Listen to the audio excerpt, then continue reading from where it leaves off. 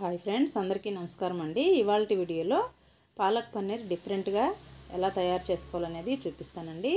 మనం రెస్టారెంట్కి అలా వెళ్ళినప్పుడు ఎక్కువగా పాలక్ పన్నీర్ కానీ లేదా పన్నీర్ బటర్ మసాలా కానీ ఆర్డర్ చేస్తుంటారు. అంతకు మించిన రుచితో ఎలా తయారు చేసుకోవాలనేది చూపిస్తాను. చాలా అంటే చాలా అద్భుతంగా ఉంటుంది. ఒకసారి ఈ విధంగా ట్రై చేయండి. చాలా బాగా మీ అందరికి కూడా నచ్చుతుంది అనుకుంటున్నాను. చపాతీ, రోటీ, పుల్కా, జొన్న రొట్టి ఎందులోకైనా చాలా అంటే చాలా బాగుంటుందండి. ఎక్కువ గ్రేవీతో ఎలా తయారు చేసుకోవాలి, ఏమేమి ఇంగ్రీడియంట్స్ కావాలనేది చూపిస్తాను. చూసేయండి.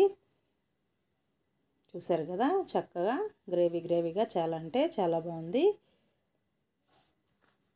పెద్ద సైజు ఒక కట్ట పాలకూర తీసుకొని శుభ్రంగా ఒలిచి 2-3 సార్లు బాగా కడిగి తీసుకోవాలి.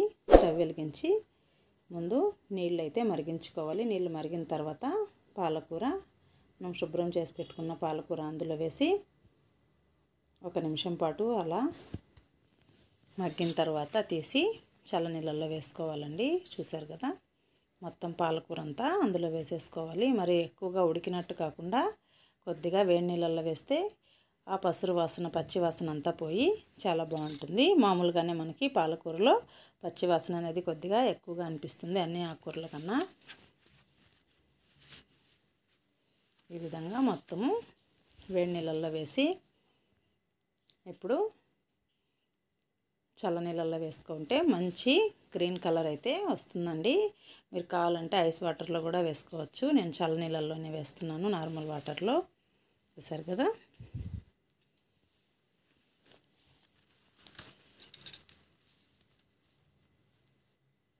ఈ విధంగా మొత్తము చల్లనీళ్ళల్లో వేసుకోవాలి. వేసిన తర్వాత ఆరబెట్టుకోవాలండి.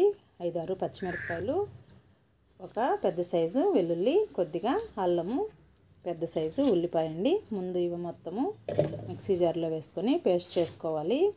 మనం రెగ్యులర్గా ఇలా చేసుకోం కదండి. సరే కదా, ఉల్లిపాయ ముక్కలు, అలాగే పచ్చిమిరపకాయలు, వెల్లుల్లిపాయలు, అలాగే అల్లం ముక్కలు కూడా వేసి టమాటా ముక్కలు కూడా వేసుకోవాలి. వేసి ఇవి మొత్తం ఒకసారి గ్రైండ్ చేసుకోవాలి.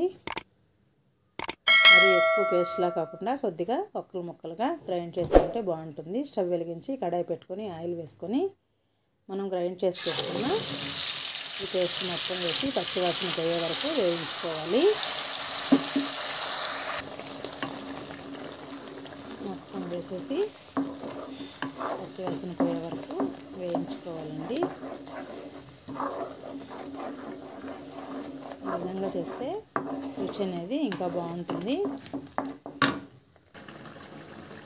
ఇప్పుడు ఇందులో ఒక 10 వరకు జీడిపప్పు పలుకులు, అలాగే మనము చల్లనీళ్ళల్లో వేసి పెట్టుకున్న పాలకూర కూడా ఇందులో వేసి పేస్ట్ చేసుకోవాలండి. మొత్తము పాలకూర మొత్తం వేసి పేస్ట్ చేసుకోవాలి.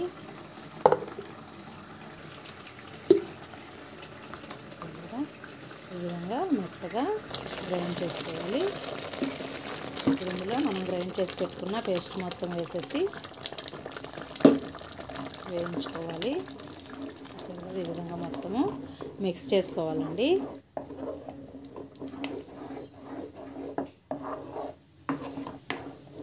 ఇప్పుడు ఇందులో ధనియాల పొడి, గరం మసాలా, పసుపు వేస్తున్నాను.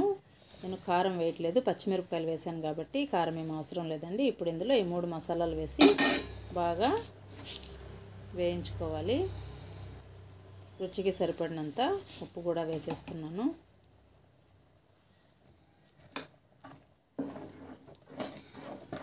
చాలా ఈజీ అండి పాలక్ పన్నీర్ చేసుకోవడము. రుచి కూడా చాలా బాగుంటుంది.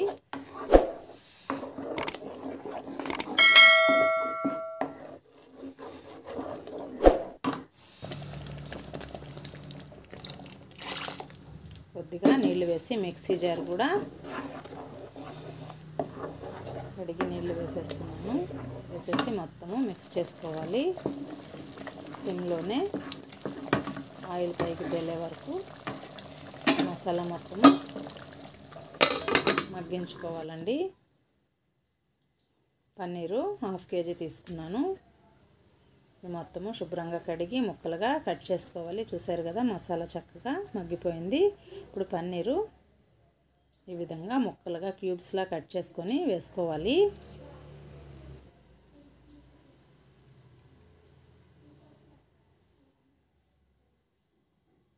పన్నీర్ వేసాక మరి సిమ్లోనే పెట్టి వేయించకూడదండి. ఒక 5 to 10 మినిట్స్ హై ఫ్లేమ్లోనే మగ్గించుకోవాలి.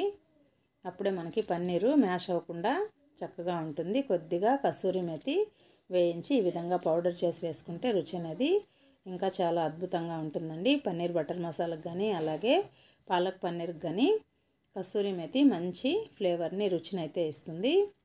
చూసారు కదా ఈ విధంగా మొత్తము మిక్స్ చేసుకుంటే సరిపోతుంది. ఆయిల్ పైకి తేలే వరకు సిమ్లోనే వేయించుకోవాలండి. ముందు ఒక 5 నిమిషాలు హై ఫ్లేమ్లో పెట్టుకొని తర్వాత సిమ్లోనే మసాలా అంతా బాగా ఉడికి ఆయిల్ పైకి తేలే వరకు ఉడికించుకోవాలి. అప్పుడే మనకి రుచి అనేది చాలా బాగుంటుంది. చూసారు కదా అయిపోయిందండి. చాలా ఈజీ. ఒకసారి మీరు ఇంట్లో ట్రై చేయండి. చాలా అంటే చాలా రుచికరంగా ఉంటుంది. ఈ వీడియో నచ్చినట్లయితే ప్లీజ్ సబ్స్క్రైబ్ చేయండి, లైక్ చేయండి, షేర్ చేయండి, కామెంట్ చేయండి. అలాగే పక్కనే ఉండే బెల్ ఐకాన్ ప్రెస్ చేసి ఆల్ అనే ఆప్షన్ ప్రెస్ చేయండి. మరో మంచి వీడియోతో మీ ముందుంటానండి. Thank you.